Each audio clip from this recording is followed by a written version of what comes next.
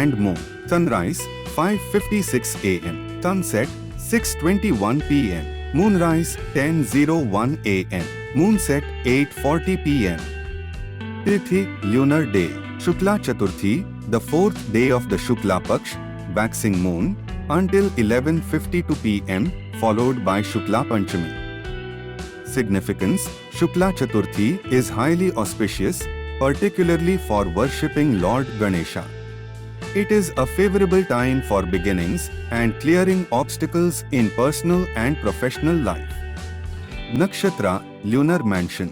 Swati Nakshatra until 7:04 p.m., followed by Vishaka Nakshatra.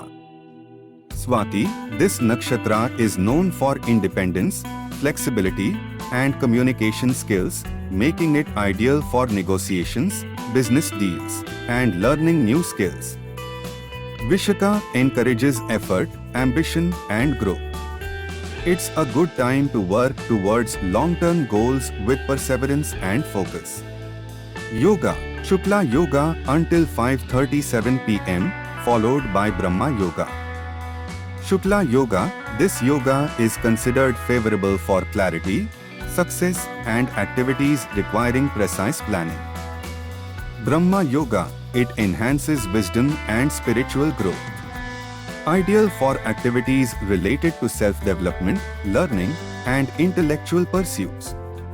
Karana. Vanija Karana until 5:44 a.m., followed by Vishti Karana until 4:45 p.m., then Bava Karana.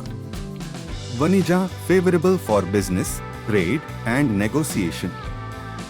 Vishti typically avoided for auspicious activities, good for completing tough tasks and overcoming obstacles.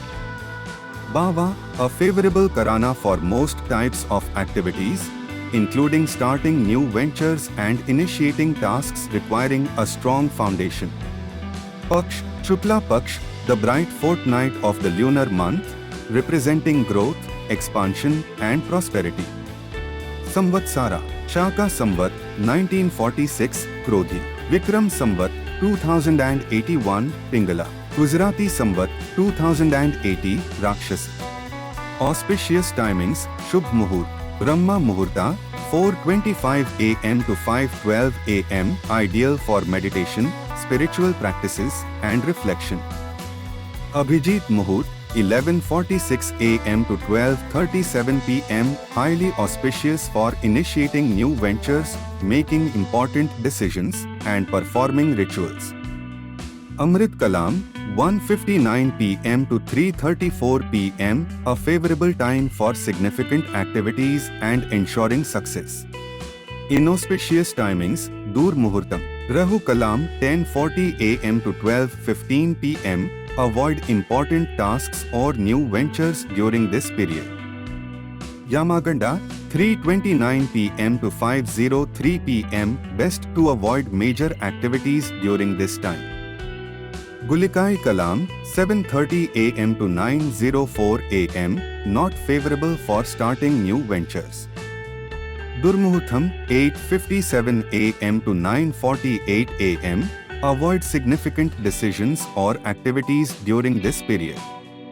Planetary positions: Sun, Surya in Leo, Sinha. Moon, Chandra in Libra, Tula, transitioning from Swati to Vishaka Nakshatra. Mars, Mangal in Taurus, Vrishbha. Mercury, Buddha in Leo, Sinha. Jupiter, Guru in Taurus, Vrishbha. Venus, Shukra in Leo, Sinha. Saturn, Shani in Aquarius, Kumbha. Rahu in Pisces, Meena. Ketu in Virgo, Kanya. Additional observations: Chandra Rashi, Moon sign, Libra, Tula, throughout the day. Disha Shul, direction to avoid for travel, West. Traditionally, it is advised to avoid traveling westward on this day. Season, Ritu, Varsha Ritu, monsoon season, the time of monsoon, bringing rains and cooling the earth after the heat of summer. Significance of the day: Friday, Shukravara ruled by Venus. Shukra, this day is associated with love, beauty, wealth, and creativity. It's an excellent day for financial decisions, artistic projects, and romantic endeavors. Swati Nakshatra favors independence, flexibility, and adaptability, making it a great day for negotiations and intellectual pursuits. Vishaka Nakshatra encourages ambition, persistence, and the pursuit of goals with determination. Good and bad yogas. Good yoga, Shukla Yoga and Brahma Yoga bring positive energy, clarity, and success to the day. Bad yoga, none. The day is favorable with auspicious yogas for most activities.